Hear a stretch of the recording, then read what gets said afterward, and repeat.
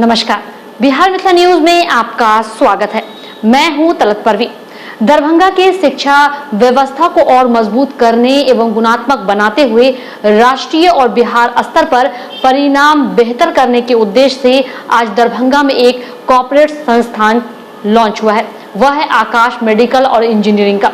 दरभंगा में इस तरह का यह पहला संस्थान है जो दरभंगा के छात्रों को पटना और दिल्ली जाने से रोकते हुए दरभंगा में ही पूरी व्यवस्था के साथ उन्हें मेडिकल और इंजीनियरिंग के लिए तैयार कराएगा। इसके रीजनल डायरेक्टर खुद यहां पहुंचकर हजारों बच्चों को प्रेरित करने में लगे हैं। इस कार्यक्रम का विधिवत उद्घाटन मंत्री संजय झा के द्वारा किया गया। उन्होंने आशा जताई है कि आकाश संस्थान मिथिलांचल के छात्र छात्राओं के लिए एक बेहतर संस्था बनेगा। इस मौके पर सैकड़ों छात्र मौजूद थे। मिथिला की धरती पर दरभंगा में अजय बहादुर सिंह जो मेरे व्यक्तिगत मित्र भी हैं, व्यक्तिगत संबंध इनसे रहा है, इनके काम करने की शैली को मैं जानता हूं, इनके कमिटमेंट को मैं जानता हूं और आज यहां मिथिला में दरभंगा में मैं मिथिला की ओर से इनका स्वागत करता हूं। हमारे बीच में आए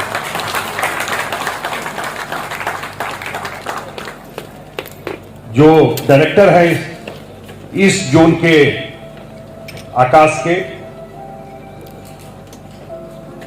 सूर्यभान सिंह जी जो डिप्टी, बहुत चिंता की बात है कि आज दरभंगा तो एयर कनेक्टिविटी है, प्लेन से लोग आ सकते हैं कि आकाश ने अपना इंस्टीट्यूट दरभंगा में खोला है और पूरा मिथिला के एरिया, पूरा मिथिला और नेपाल के एरिया के बच्चों को जो पहले बाहर जाना होता था, कोटा जाते थे और अन्य जगहों में जाते हैं, उनको अपने घर में ही क्वालिटी एजुकेशन कोचिंग मिलना शुरू हो जाएगा। तो मुझे लगता है कि ये बहुत खुशी की बात है कि इन लोगों ने दरभंगा को चुना है पटना के बाद और यहाँ के बच्चों को इंजीनियरिंग की पढ़ाई हो, अन्य जो कॉम्पिटिटिव एग्जाम होता है उसका हो, वो सारा इनको यहीं पर ये फैसिलिटी मिल जाएगा। मुझे तो बहुत खुशी हुई इसको खुलने को लेकर के, इसलिए मैं इस कार्यक्रम में भी आया और यहाँ के जो यंग बच्चे हैं उनके पेरेंट्स हैं जिनको बाहर भेज करके मैं आपको बताना चाहता हूँ कि आकाश में ऐसी प्रोविजंस भी है जो बहुत गरीब बच्चे हैं लेकिन पढ़ने में टैलेंटेड है, उसको एंथे का एग्ज़ाम दे करके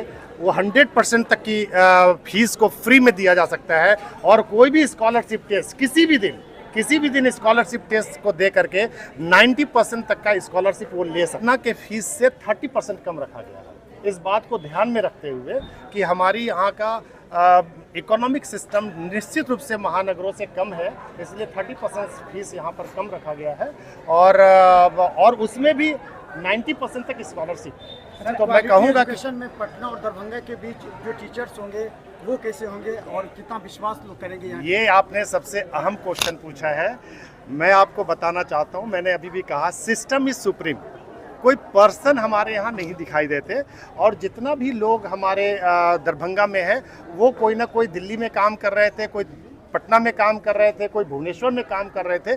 यहाँ के टीचर यहाँ के लोकल टीचर से नहीं है, यहाँ के जो टीचर भी एक टीचर जैसे यहाँ के लोकल है उनको इसलिए लाया गया। 10 साल वो आकाश में काम कर रहे थे इस जिम्मेवारी के साथ कि यहाँ के बच्चों को समझिए और बच्चों को अपनाइए, उनके लिए आप भी जिम्मेवारी का निर्वहन करिए, यहाँ के बच्चों में सफलता है। एक सवाल ये भी है कि यहाँ के जो बच्चे हैं वो बेसिक उनका कमज़ोर होता है, जो दिल्ली जाते हैं या पटना जाते हैं उनका बेस मजबूत होता है, उसको ज़्यादा वो कवर अप कर सकते हैं। इसके लिए क्यों कोई नया आपके पास कोई? मैं आपको एक बात को बताना चाहूँगा, मेरे 27 साल हो गए पढ़ाई के क्षेत्र में, मैं बच्चों को पढ़ा रहा हूँ 27 साल से कोचिंग।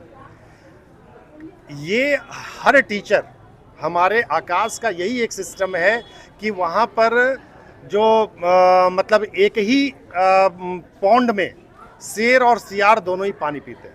मतलब हमारे टीचर उस तरीके के हैं जो कमज़ोर से कमज़ोर बच्चा बेसिक को लेकर के पढ़ाते हैं और टॉप लेवल तक की एजुकेशन उसको देते हैं। इसलिए इसके लिए बिल्कुल न घबराए कि कोई बच्चा नहीं समझ पाएगा। आज आपने देखा होगा मैंने स्टेज पर इस बातों को लेकर के बच्चों को भड़काया कि जब तक आप नहीं समझोगे तो कभी नहीं बोलना कि मैं समझ गया। तो बोलिए नहीं समझे, कोई शर्म मत करिए, कोई शर्म मत करिए।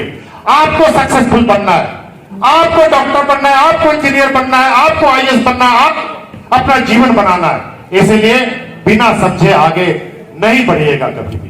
दूसरा चीज, कि मैं 8-10 रोटी खाता था, खाना धीरे धीरे कम कर दिया, 2 रोटी खाने लगा।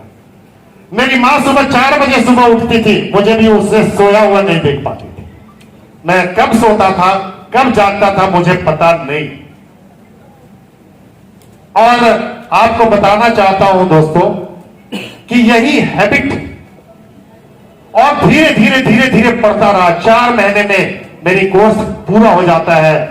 एग्जाम देने के लिए मैं पहली बार घर से निकलता हूं। 4 महीने में घर से बाहर नहीं निकला, सारी ट्यूशन बंद कर दी, सिर्फ स्टडी किया। और इसके बाद जब रिजल्ट आता है तो मैं दौड़ता हुआ भागता हुआ पहुंचता हूं अपने स्कूल में रिजल्ट सुनने के लिए। जब वहां जाता हूं तो मास्टर साहब बोलते हैं, मैंने कहा सर रिजल्ट, बोला अजय तुम्हारा रिजल्ट, बोला हाँ सर। तो उसने बोला कि अरे तुम्हारा तो सबको मालूम है। मैंने कहा सर क्या हुआ? तो मैं फेल से ज्यादा तो कुछ कर ही नहीं सकते, दिस वाज द कंप्लीट। बड़ा विनती किया, उसने रिजल्ट नहीं दिखाया। फिर एक थोड़ा अच्छा टीचर मानते थे, उनको लेकर के आया, उन्होंने रिजल्ट मैंने रिक्वेस्ट किया तो 3rd डिवीजन देखा, नहीं मिला। 2nd डिवीजन देखा, नहीं मिला। तो वो मारखंडे सर तो मेरे पर पूरा भड़क गए, उस टीचर पर भी भड़क गए कि सर टाइम क्यों खराब कर रहे हो। आप बिलीव नहीं करेंगे, मैं